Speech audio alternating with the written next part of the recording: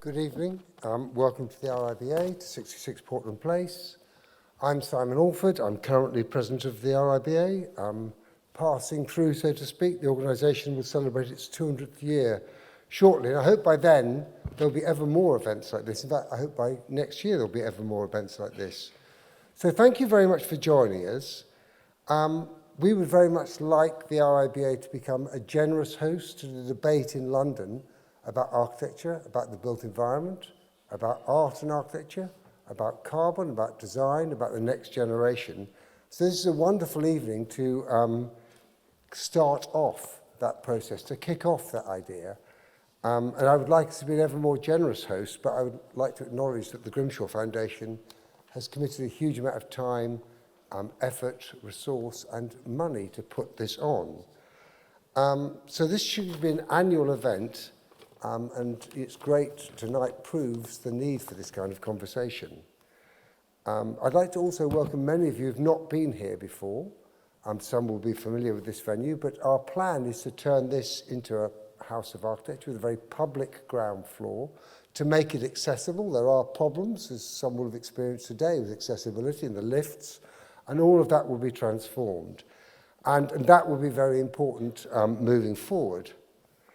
The RIBA has an extraordinary collection of models, drawings and artefacts scattered around different places in London and beyond. And our plan is to bring all of that together in a venue, which is here, but also to kind of set up a digital parallel world. And that will help this global institute access a global audience and also offer access to the next generation, but those who are not in London, those who cannot come to events like this, and that will be very, very important. We have over 4.4 million items. We have the works of Palladio. We have some of the works of the Grimshaw practice and from Nick himself. And so that will be an incredibly important resource. We have 30 years of the student medals in digital form, and that's another global resource. But back to tonight's talk. I'm very much looking forward to this lecture this evening by Sir Antony Gormley. Following his lecture, I'm delighted to announce that he'll be joined in conversation by the esteemed journalist and TV presenter Jon Snow. There will also be opportunity at the end for you to ask questions directly to Antony after their conversation, so do keep questions in mind. But returning to the idea of the Grimshaw Foundation, the Grimshaw Foundation is a global community of artists, architects and designers who come together to support, inspire and empower young people to discover the value of creativity.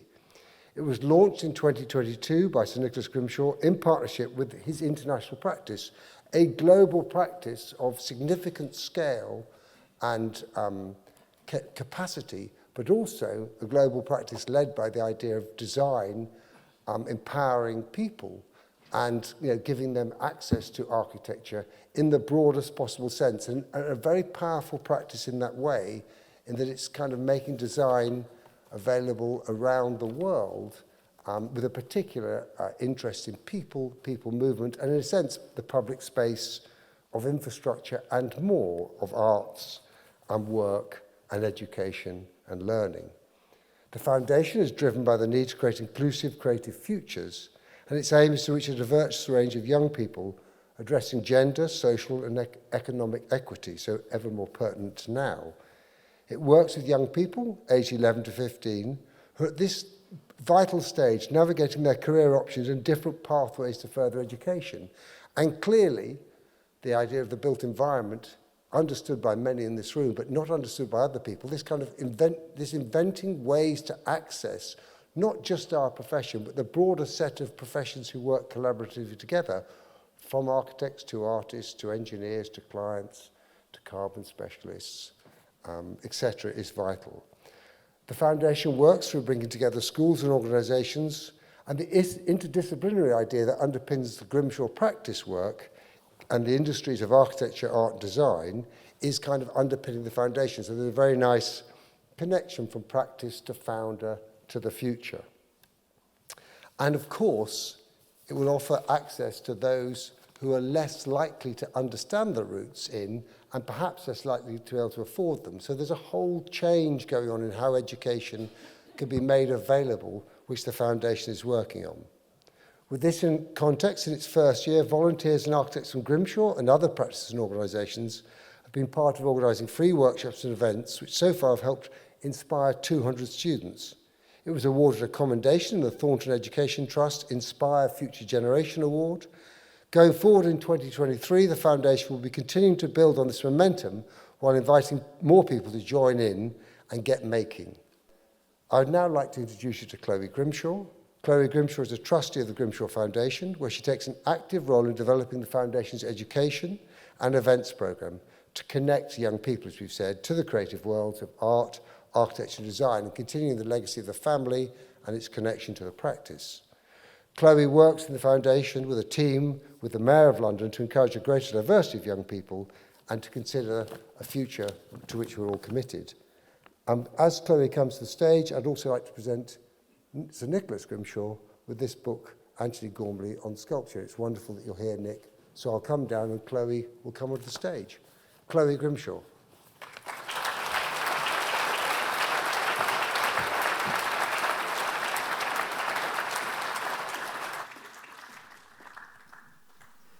Thanks so much, Simon. At Nick Grimshaw's gold medal ceremony at the RIBA here in 2019, almost 4 years ago, he told the audience that he had two aims: to set up the Grimshaw Foundation to work with young people and to create an annual art lecture series at the RIBA. First, I want to say a huge thank you to Simon and all the team at the RIBA for making this a reality, and to all of you here today. We sold over 400 tickets in less than 2 weeks, which was amazing. This lecture is part of the ambitions of the Foundation, and I'm really proud to have been part of the success we've had over the past year and a half. This short video shares a little bit more about what we do.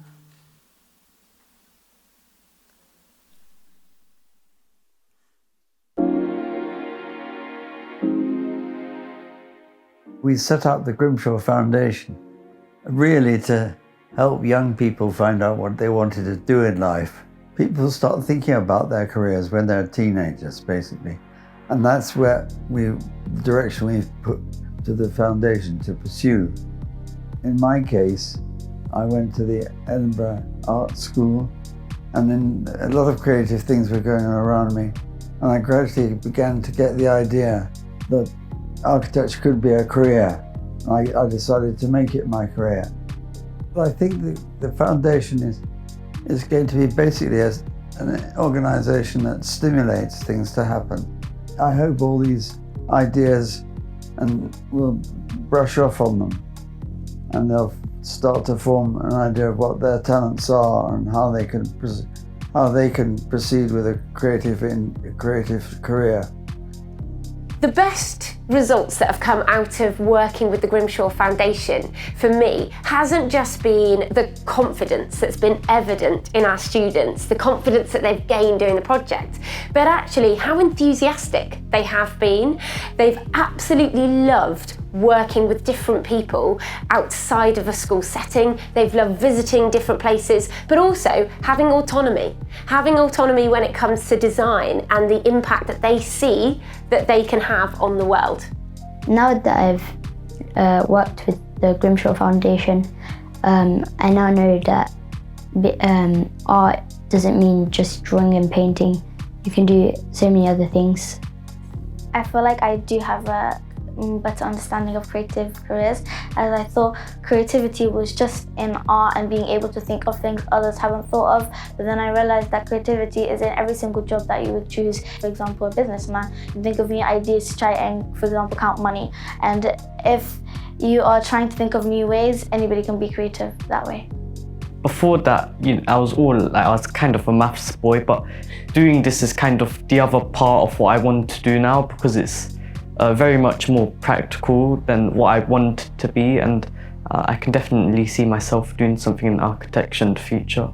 I would recommend this experience to any of my friends because it could help them see a passion that they might not have known they had before.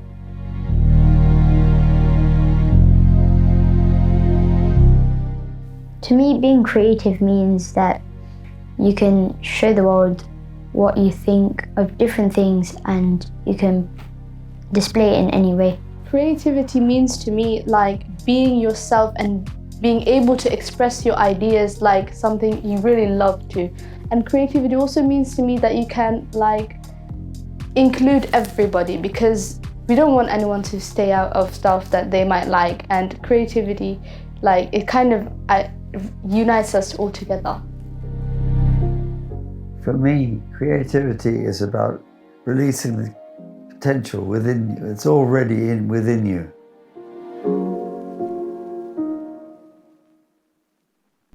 We also wanted to welcome all the A-level art students. I think we're here at the front. I've just finished 15 hours of mock exams and then made it along to the lecture, so thanks so much. It's fantastic to have you here.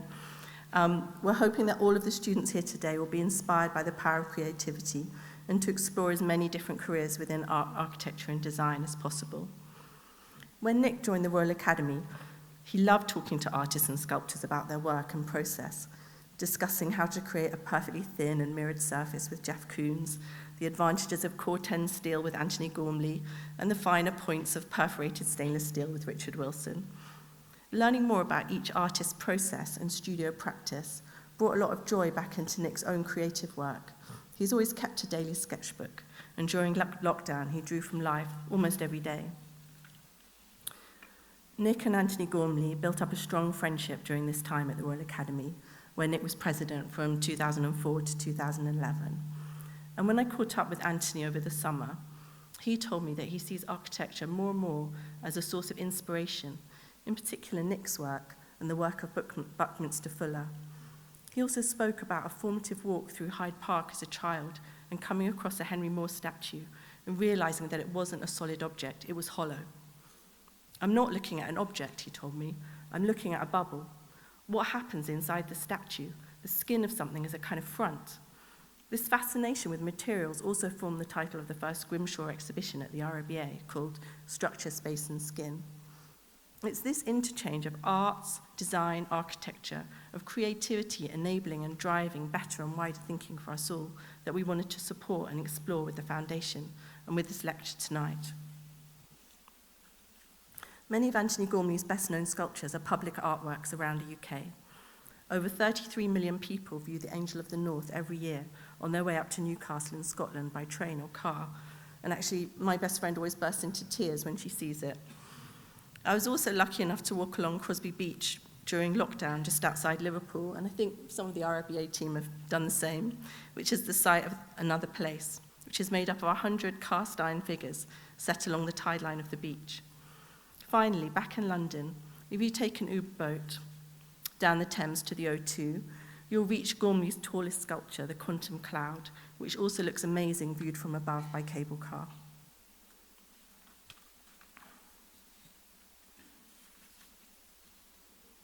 Just after we launched the Grimshaw Foundation this summer, I visited the end-of-year exhibition at Regent High School, who are also stars of our film here, and Antony Gormley's studio is just next door, and he was there to give out prizes and chatted with every teacher, student, and parent in the room. It felt like he did anyway. From this, I was reminded of a talk by Antony at the Royal Academy. Art is the thing that holds a community together, is the thing in which the hope and the fears of a collective community of interests are expressed. As we withdraw into the grid of the dense, high-rise city, we need art more than ever. Thanks to everyone here for being part of this community of art and artists, and for helping us to launch the inaugural RIBA Grimshaw Foundation Annual Art Lecture. Thank you.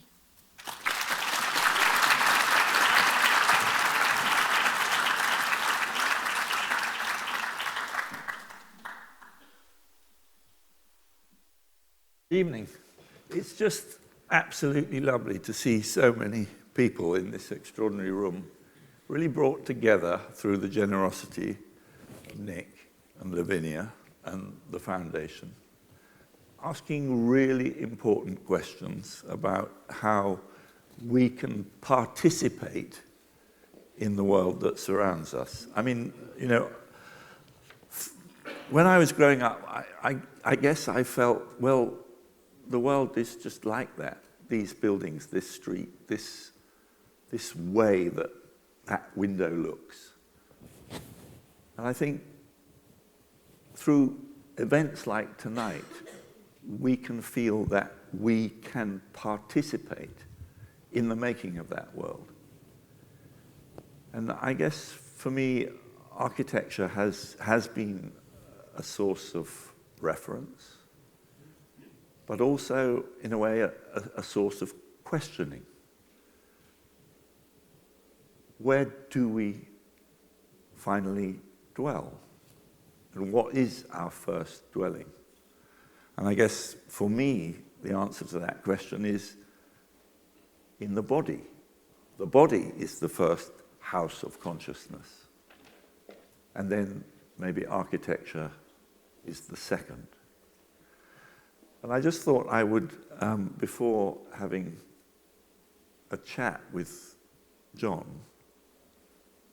just really follow that questioning about where do we dwell through a number of works. And I thought we should start with this one. This is simply called Room, but it's made by the last set of clothes that my parents brought for me, now ritually cut into ribbons that were about 8 millimeters thick and expanded into an enclosure. It was really just cutting an existing room in half to make this, in a way, arena that's a bit like a boxing ring. And I suppose in this work there's that idea that actually good architecture expands your field of reference, gives you a field of extended bodily experience, can fundamentally alter your mood. And I suppose the other thing about my work was that I wanted, right from the beginning, to deal with everyday things, but somehow transform them, just like those clothes made into, in a way, something that no longer looks like clothes, but looks like something else, that transformation. So here is a single loaf, 23 slices of mother's pride, each slice about 8.5 millimeters thick, laid out in the way that we experience it, a bite at a time. And that idea that actually through tiny transformations of already known things that we maybe experience daily, we can formulate a new relationship with them. And in the end, I realized that the found object that I should really deal with first is that bit of the material world that I happen to inhabit. And I started making these works in the very early 80s that I call body cases. This is one called Cave, which is simply a plaster mold about 3 centimeters thick, the inside of which, to follow on from Chloe's kind of thought that I had in bashing a Henry Moore as a young child and realizing that it was hollow, and that actually it was a bubble of space, that there was darkness inside there. Well, this darkness inside this, you could say, mummy case, this case that identifies a place where a body once was, and by implication you could imagine yourself being, only accessed through these 2 points, the equivalent to the pupil of the eye. And it always amazes me that when you look into somebody's eyes, what you're looking into, in a way, is this dark space that is the necessary space for the eye to have, for us to register the world.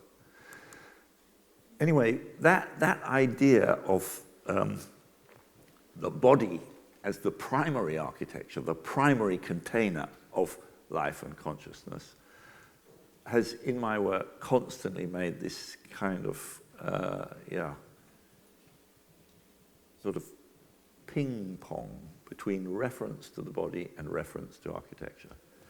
So here is a work called A Room for the Great Australian Desert that is right in the middle of Australia in an undisclosed location where there is an absolutely flat horizon, 360 degrees around it. It identifies the minimum space that a human body needs to occupy. There are no eyes in this work, but there is a hole at the point of the mouth, and the ears are battered holes that identify the point of acoustic relationship with the wider world, and a slot at the kind of anal genital region. This is a usable piece of architecture, but in a way, I'm not expecting people to visit it, but I would like people to know about it and use it as a source of thinking about human being and the needs that we have for shelter, sustenance, and connection.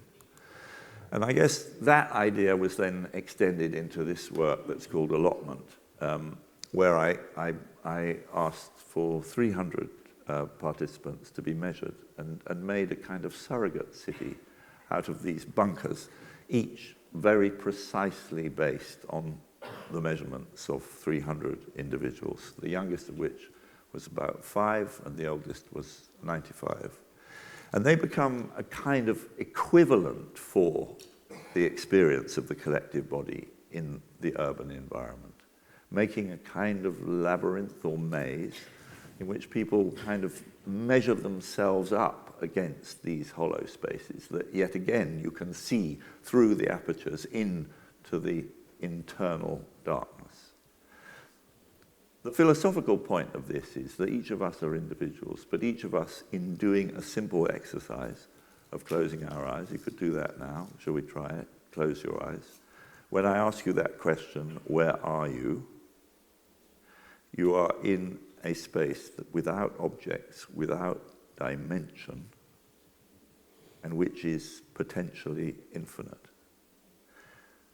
To me, that paradox of the distinction between, you could say, the universal and the individual is also, in a way, a paradox that is held within the condition of architecture.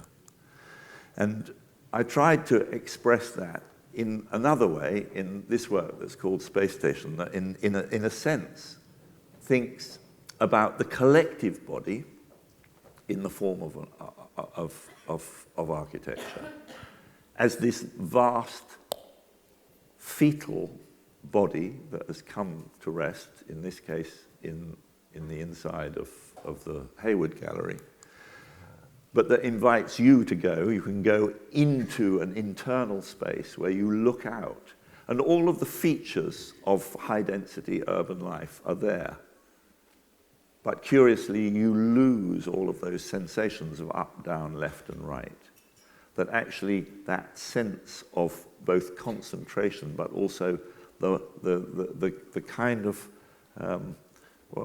I suppose, confusion that is part of urban living was sort of encapsulated in this space.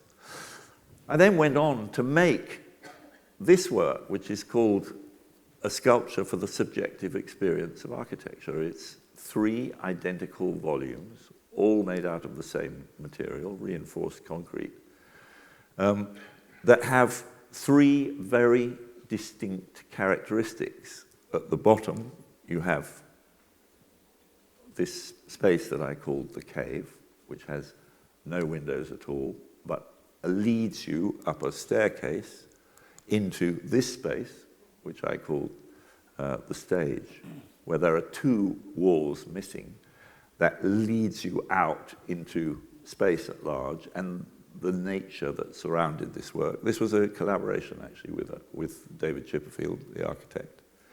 And then you're invited to go up the tower, which is a tall, maybe 30 feet high tower that goes above this stage, from which you can look out to the horizon of the Baltic Sea. This is on a hill in southern Sweden.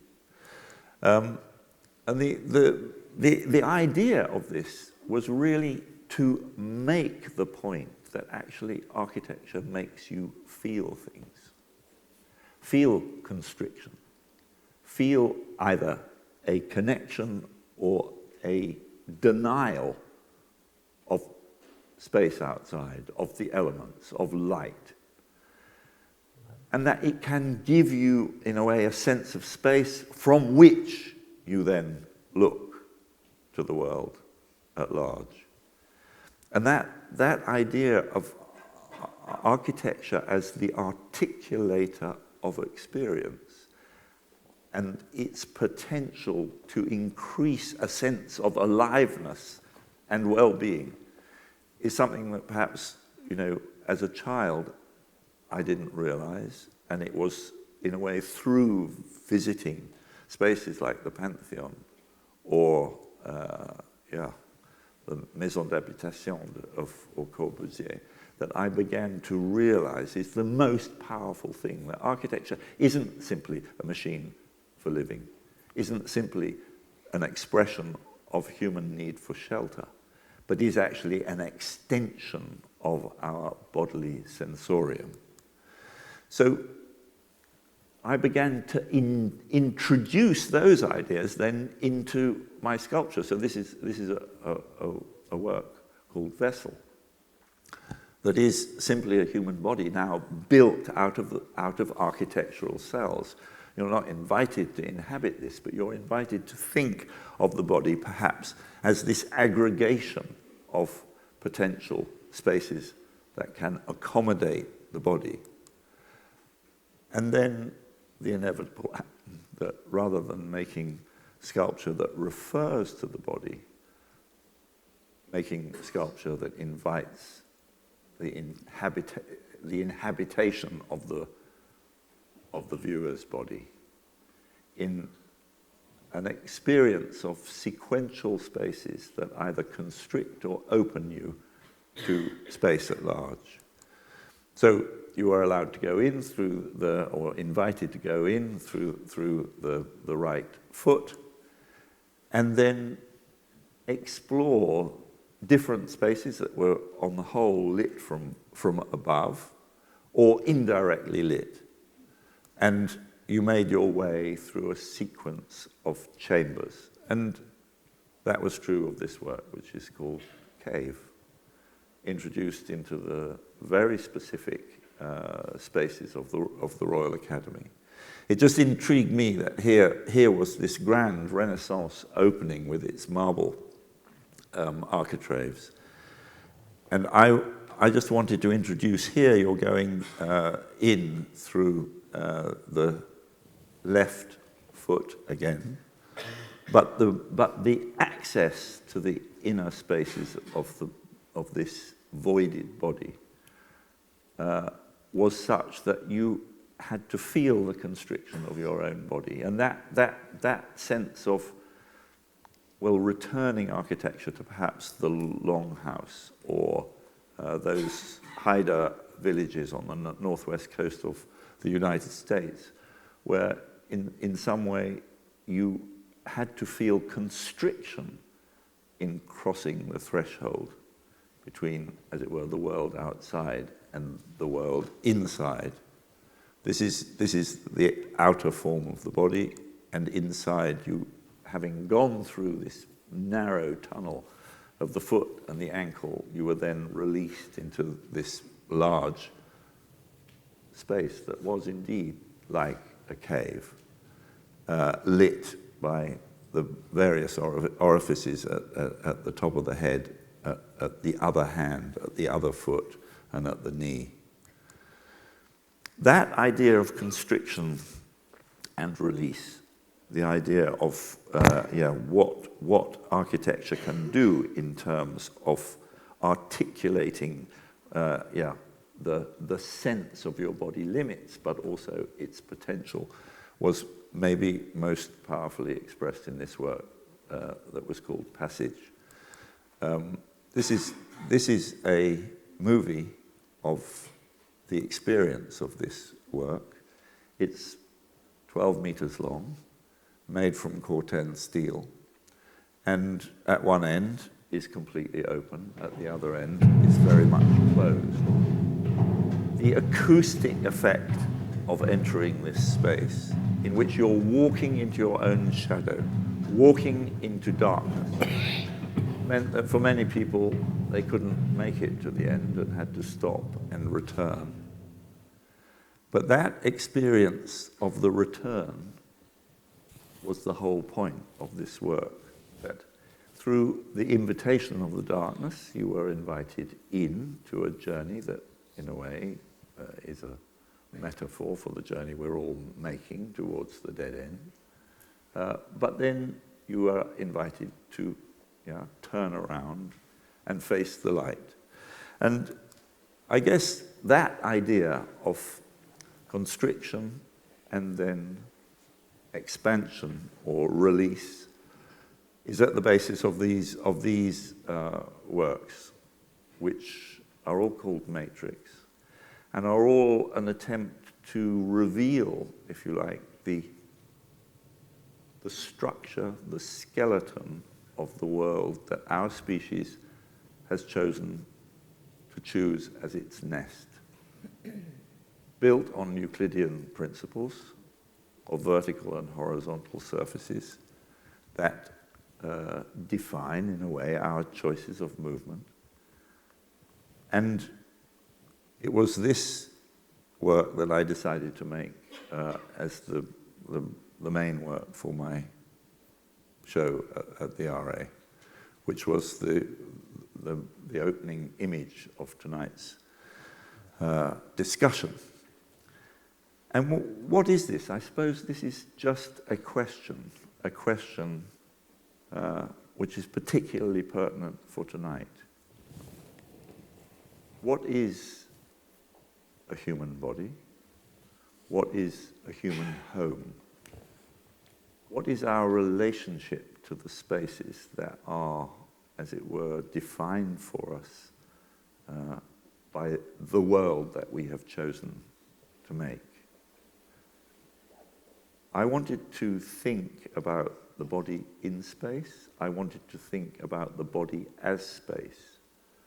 I wanted to make a work like this, which in some senses is very evidently architecture. It's 22 cages that interconnect, isolating a void space in the middle that is more or less equivalent to an average bedroom, with the idea that here is this dream cloud that is asking, in a way, what is the future of the spaces that our species need to use as their spaceship, use as the vehicle of a collective future. Okay, with that, I would like to invite Jon Snow to join me up here, and we can carry on. Thank you.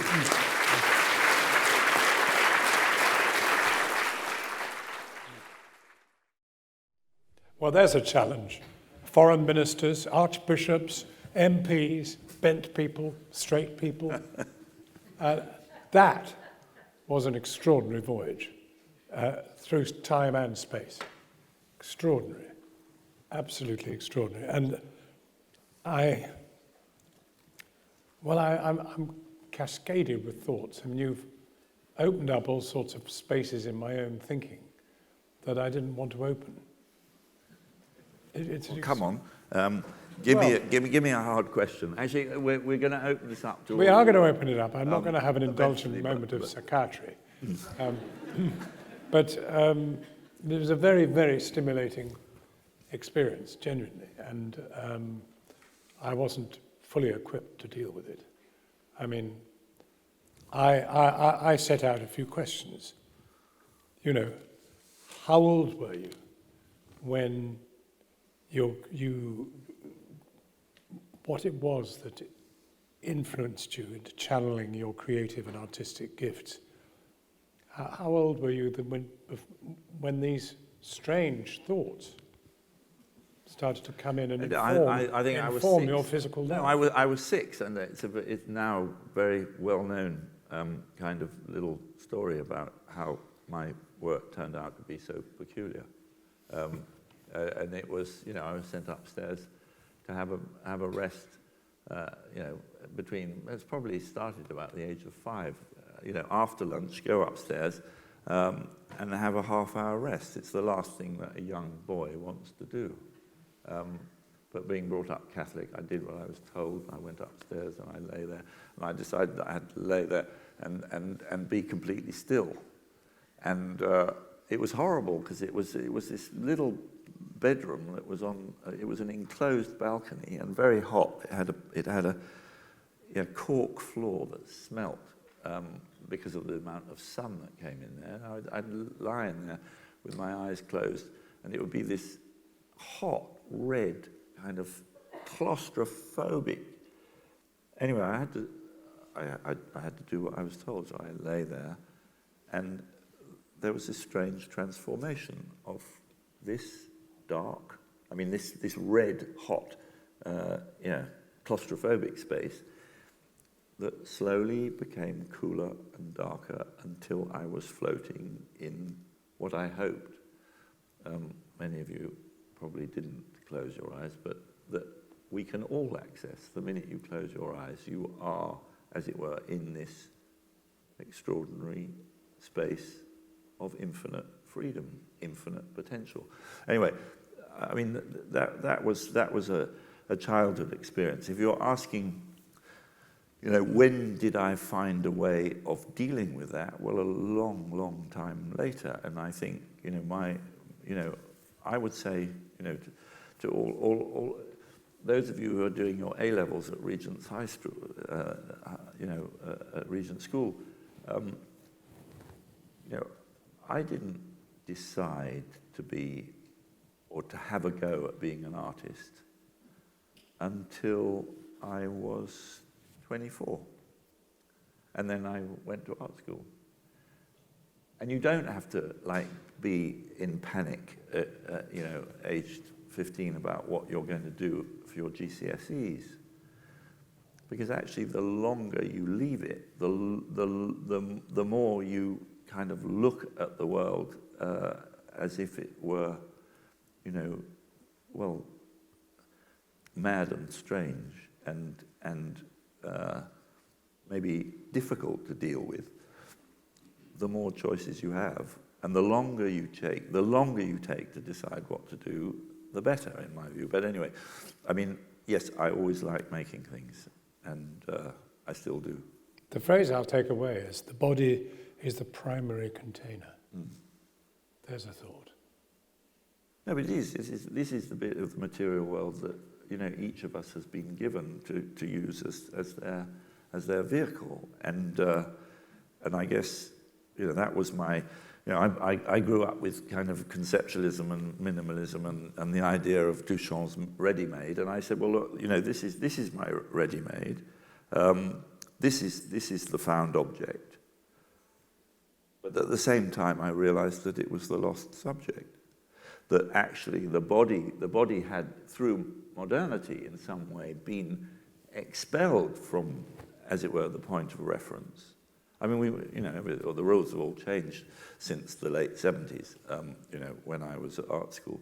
But, we've got photorealism and neo-expressionism and all of that happening at the moment. But anyway, that realization that actually, I wanted to deal with existential things. In other words, I wanted to deal with what it felt like to inhabit a body. What did it feel like to, as it were, just be, and separate the idea of the body as only being useful to art insofar as it was capable of, illustrating narratives or making objects of idealization, and do something that was perhaps more forensic, but at the same time that invited the participation of the viewer. I hope, we'll find out later when you want to ask questions, how much invitation is there in this work, and what kind of invitation is there? Some people felt that the lead works, it's a terrifying thing, that lead-covered mummy case in a way. It's a kind of absolute object. But yes, I guess I was dealing with that early childhood thing of the claustrophobia of, as it were, being invited to be completely still. But then I realized that actually that is just so full of potential. And that's why the outside of that work is so important, that it feels like a fruit. It feels like something that could explode.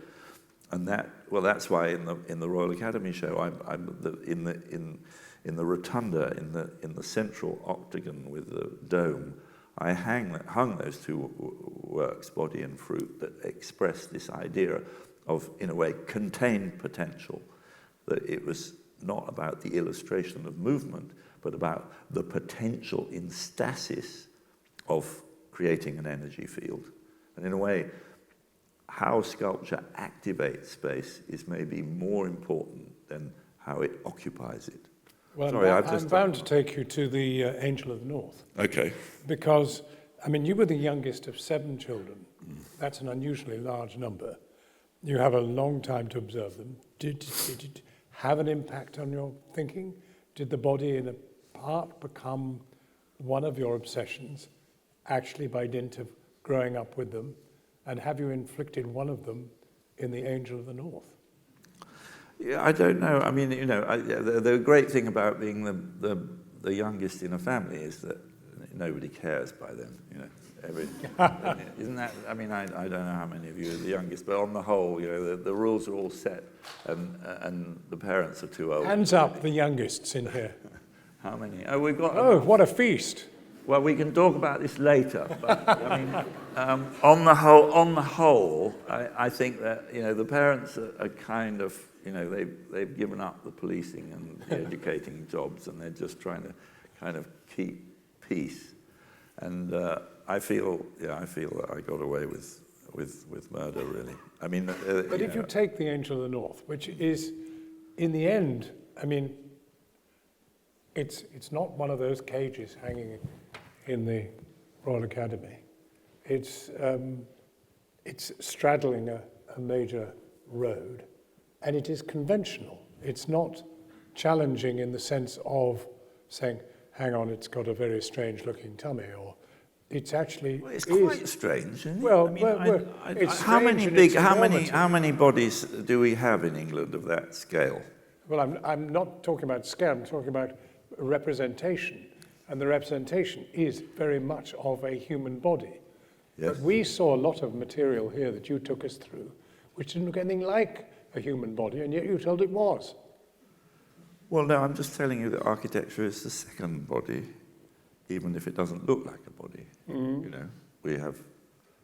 We have skin, we then have clothes, we then have rooms, we then have villages, towns, cities, and then we have the horizon, which is the final skin, the perceptual kind of limit of our bodily experience. But I think there's a continuum between all of those things. And anyway, the Angel of the North is a reversion to a pre-modern idea of what art could be. And when Chloe was quoting that idea that can art be both collectively produced but also the focus for collective hope and fear, I think that's what the angel has turned out to be. It is this, in a way, transitional object. But I'm interested in trying to explore how you got there, because... I got there by talking to shipbuilders and finding out. I'm not talking shipbuilders. I'm talking about the kids you grew up with, the 7 other, or the 6 other... They didn't give a toss about what I did, really. And that was what was so good, I mean, I think look, I was allowed... You grew up with an extraordinary number of bodies near you. No, I didn't. And therefore, the eldest 4 had all pissed off. You said that had no effect on you at all. No, the body never became of any interest at all. The fact that 7 children were knocking around a house all my early days had no impact at all. They would come and go, but they didn't have much interest in me, and anyway, they were all old, and they talked a different language. So I was left in the garden shed doing my own thing, basically, that's it. And I don't think, it wasn't them. I guess you could say that, you know, all of the work, I mean, you know, comes from the fact that I was left to my own devices. And you could say, well, poor lonely chap, so he had to make all these surrogates of himself because he didn't have the brothers around. Because basically, I mean, sorry, this is all terribly... no, it's absolutely fascinating. I mean, the fact is, okay, pre-war, post-war family, I was born in 1950, right? And so there were 3 of us post-war. The others had all gone to Canada, where they had, you know, learned to, be free because they went there. My mother's German.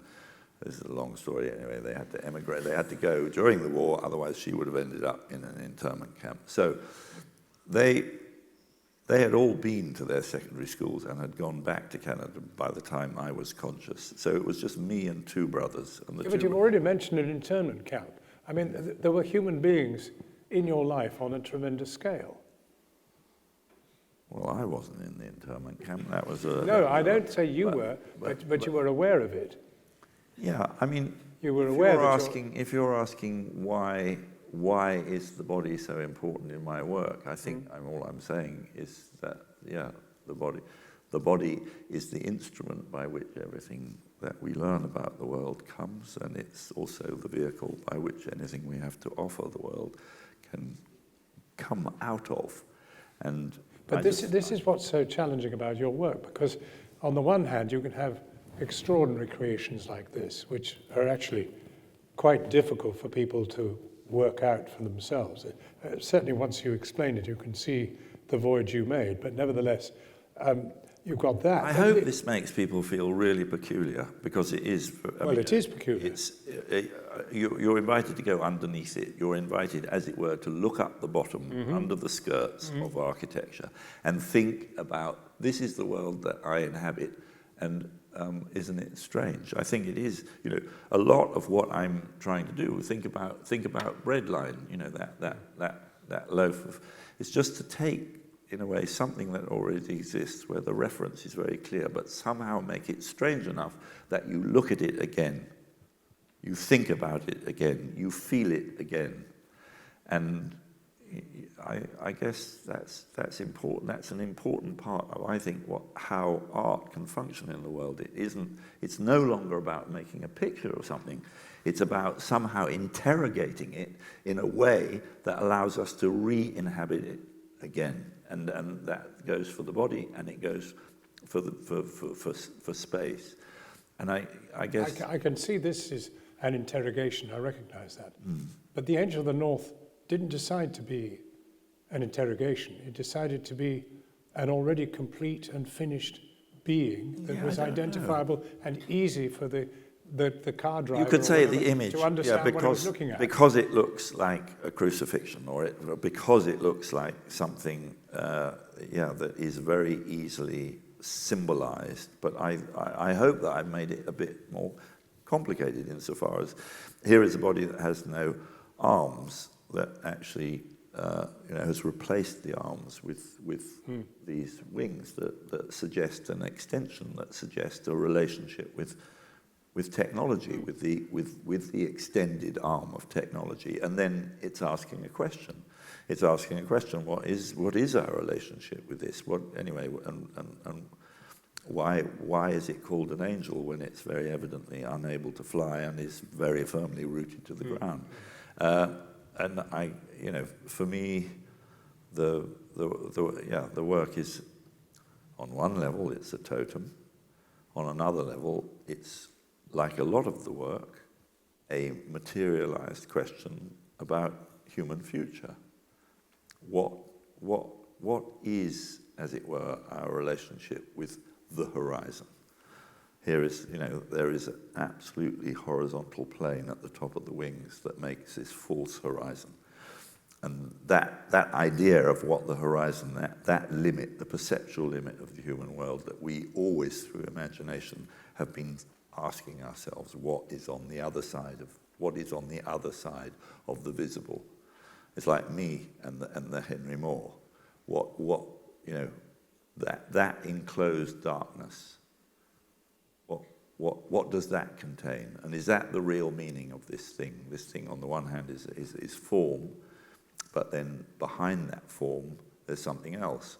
And yeah, the angel, for me, again, it's this protected darkness. It's you know, the externalized ribs of a ship that now contain this human form that has been extended by wings. And you know, it's a strange object that has been put into this wide valley where in its scale and in its material and its presence, it kind of asks you to look at everything, at the houses, at the A1, at the cars, at the people. You know, it shares its mound with the people that come to be with it, and in a way it doesn't work unless there are people, and thank God there are always people.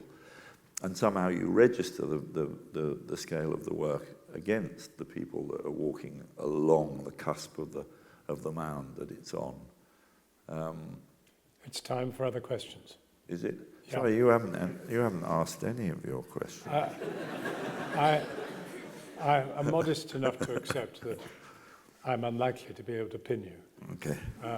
You know, you're much worse than the US ambassador. That's a real compliment. Right, let's have any questions from the floor, please.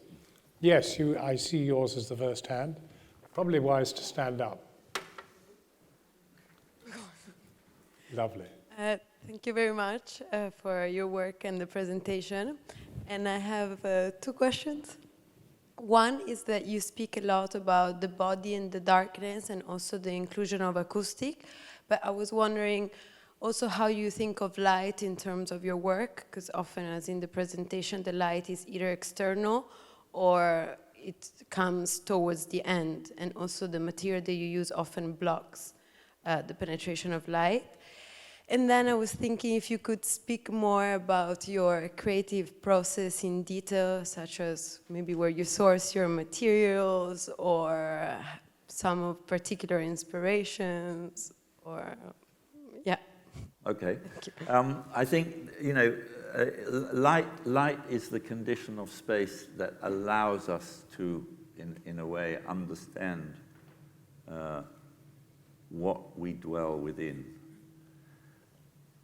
I think that darkness makes space palpable. I think the truth that we are existing in an ocean of air, which is not a separation, but a continuum, is really important to me. So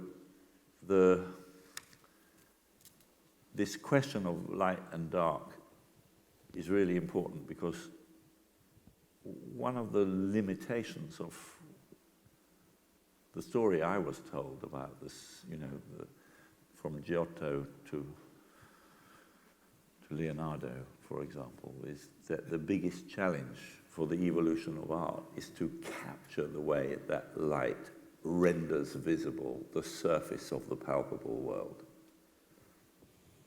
But that obsession with image making, or of making a valid copy of the way things look, has separated us from, I think, a deeper understanding of, in a way, the immersion that we are all in. And this obsession, in a way, with appearances and with well, we're all obsessed now with kind of Instagram and everything, with how things look. But that separates us from the way things really are. And yeah, if you ask about my kind of influences, I suppose, you know, yeah, learning Vipassana meditation was maybe the most important thing for me, because that connected then with that early childhood experience of the internal space of the body, and that it was limitless, that there wasn't actually this whole thing about the bounding condition, the skin and how it looks being the most important, was replaced by something else. And then I found that same feeling in particularly the qualities of, say, Pala or Kola, southern Indian sculpture, where rather than anatomy and a realistic rendering of the body, we get a sense of breath, of pneuma, of a kind of internal potential in the body expressed by forms that are always full. And that was a real, for me, I did traditional education and then went to art school after, but spent 2 years in India learning meditation, but also looking at the work of Indian sculptors from a long time ago. And that was that idea of the abstract body, or having to make a model of the body in order to understand ourselves or our potential.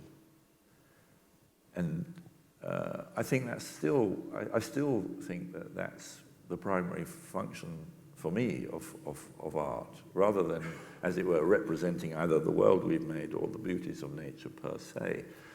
The idea of making models that help us see our relationship with the phenomena that surround us. And anyway, I got a lot of inspiration from Indian art as well as from Indian thought. Yeah, any other?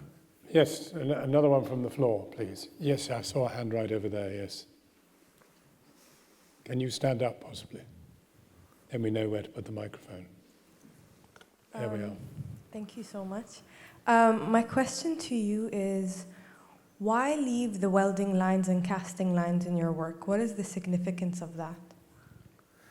I think it's very important that an object, in a way, allows you to see the history of its own making. So in that early lead work, the division of the surface of the skin, which is telling you that I don't matter because it's what I'm hiding that is more important. The way that it's divided by vertical and horizontal, by longitude and latitude lines, very, very important. I mean, it's important to the meaning of the work, but it's also important in a way structurally.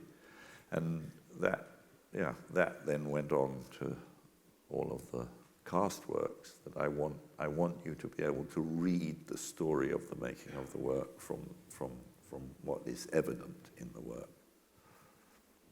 Any other questions? Any other question from the floor? Yes, there was a sharp hand there. I noticed in the same quadrant, and I'm not biased. If you could stand up. Have you got the mic? If I'm asked. Marvellous.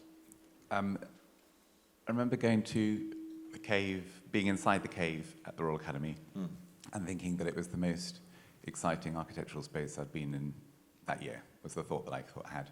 Does that excite you that you, an artist, have made the most exciting space, or does it slightly depress you that you, an artist, have made the most exciting space? No, it's a wonderful, generous appreciation. Thank you.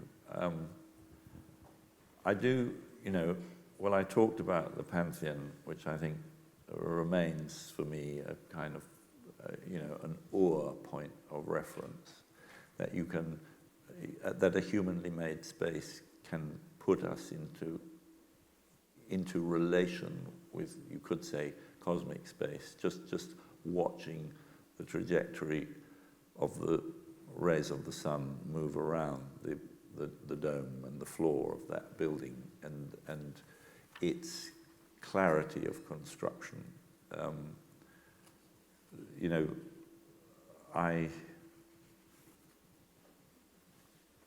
I still think that architecture, I'm thinking now of visiting, any of the great cathedrals of Britain, Salisbury, Winchester, the Chichester Cathedral that I knew very well.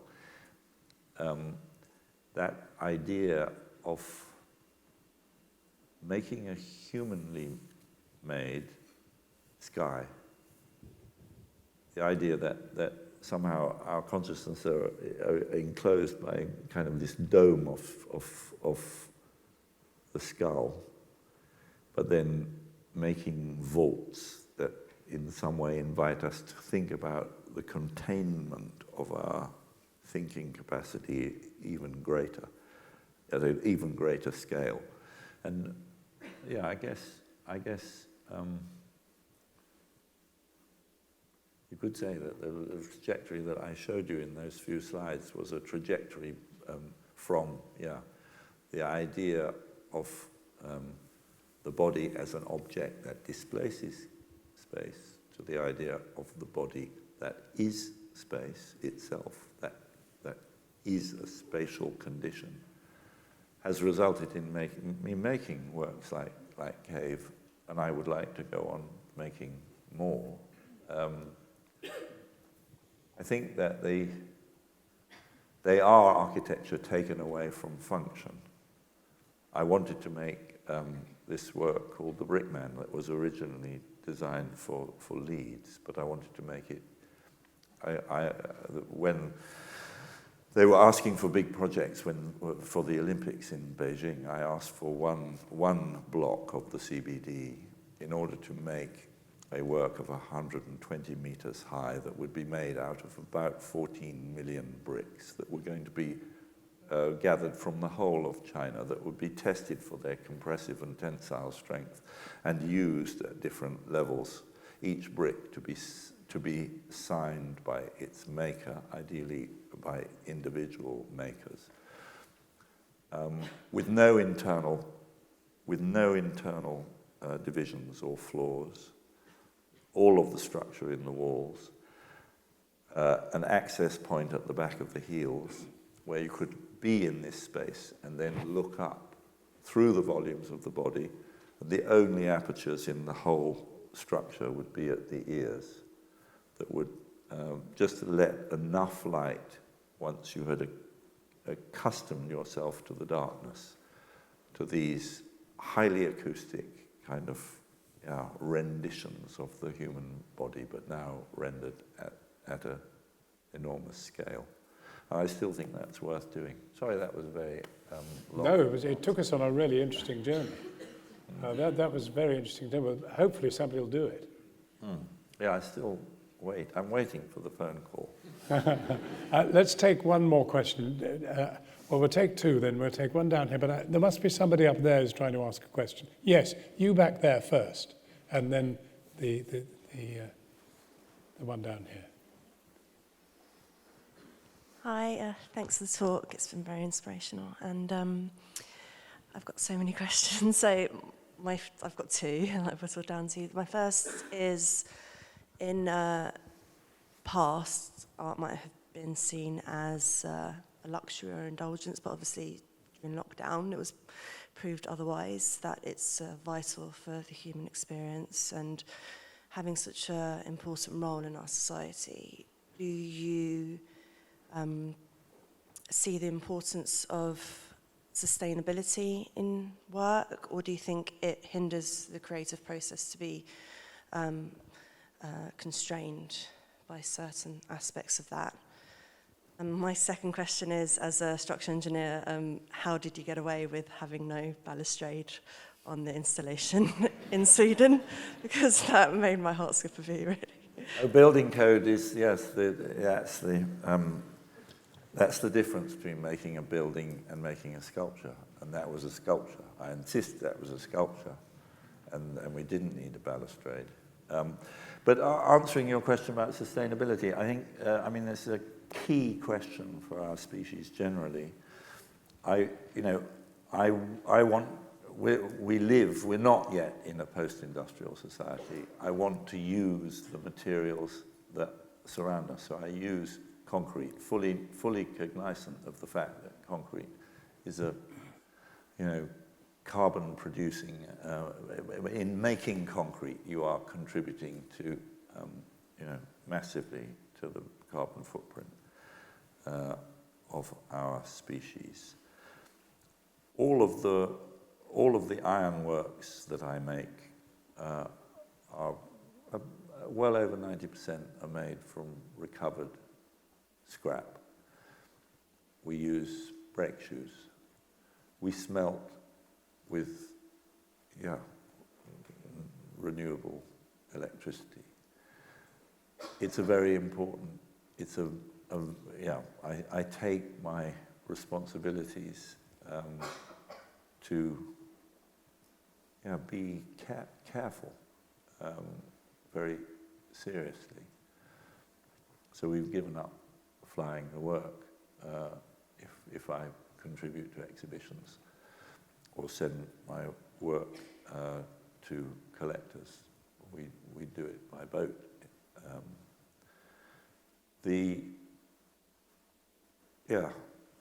I think that question of the justification of using these, steel and concrete as primary materials, I think is only justifiable if it does do the job of changing minds.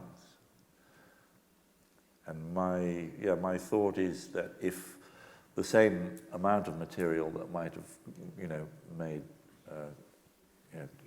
250 meters of motorway can make an object that makes you think about your relationship to space, light, and the planet, then it's worth using those materials. You're not subjected to the red flashing light that I can see here, which says 05:29 second, and that's 5 minutes and 32 seconds overdue. But there is one last question down here. Who was the person I said, yes, go for it, baby? You mentioned previously about a work you did in which you walk inside a human body, and that you were surrounded by darkness, and part of what made the darkness so bearable was that when you got to the end you could turn and see the light. And you also mentioned previously that you had a past in Catholicism, so I was just wondering if that idea of light came from the Catholic belief of heaven, and also how else your religion or past religion resonates in your artwork and work. How your religion can resonate inside your work, if it does. People have accused me of making icons for a religion that doesn't actually exist, and that may be a fair comment. I mean, I was brought up a Catholic, and then I became very interested in Buddhism, and still am. And I think all of the dialogues in Christian religious scripture about light and darkness are very absolute,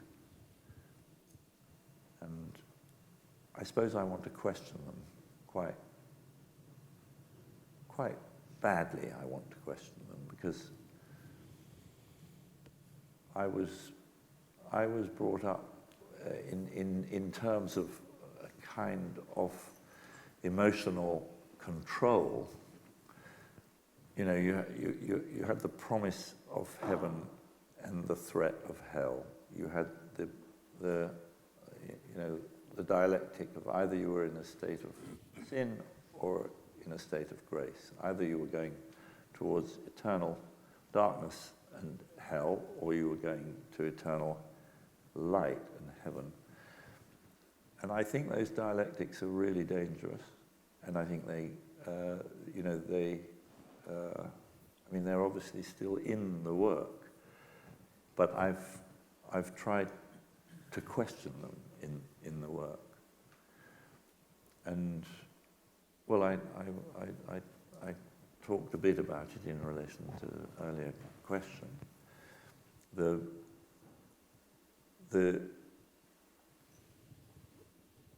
Enlightenment, which was that moment in the 18th century where somehow we replaced religion with rationalism and the idea that we could understand through experimentation and verifiable kind of scientific truth that we were somehow liberated from the ghosts of religion. I think that's a myth as well. So re-articulating our kind of maybe natural, but also maybe culturally conditioned attitudes to darkness and light is, I think, part of the job that I'm trying to do. Well, Anthony, you have taken us on an incredible journey, and it's an amazing start to this series of lectures which will take place every year, and the Grimshaw Foundation will be hook, line and sinker driving along with it. But what a start.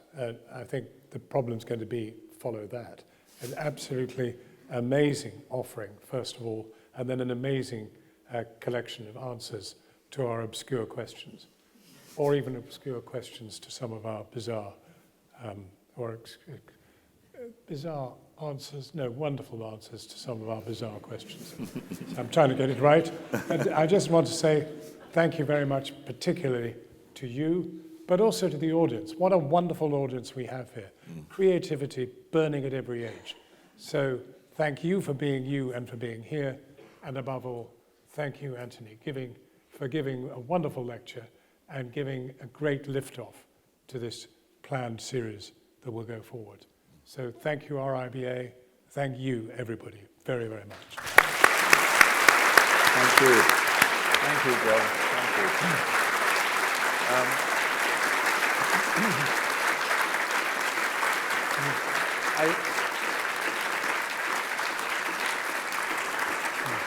Thank you. Thank you all for that generous applause. It wasn't justified, but I do want to thank this man here. For me, at school, the art room was the most important space in the school. It was a place where I'd rush to at break to see how something that I'd started at breakfast had kind of either coagulated or, it was the place of possibility. It was where something that was inside me was the subject under discussion, rather than, Caesar's second campaign in Gaul. And it was such an important reinforcement of, in a way, that fact that we are all, each of us, contributing to the collective future of the world and our species. And what Nick and Lavinia have created through this, the reinforcement of, through making, realizing your agency, that each and every one of us is capable of contributing to a shared world. And that's what we should celebrate tonight. Thank you so much. Great stuff.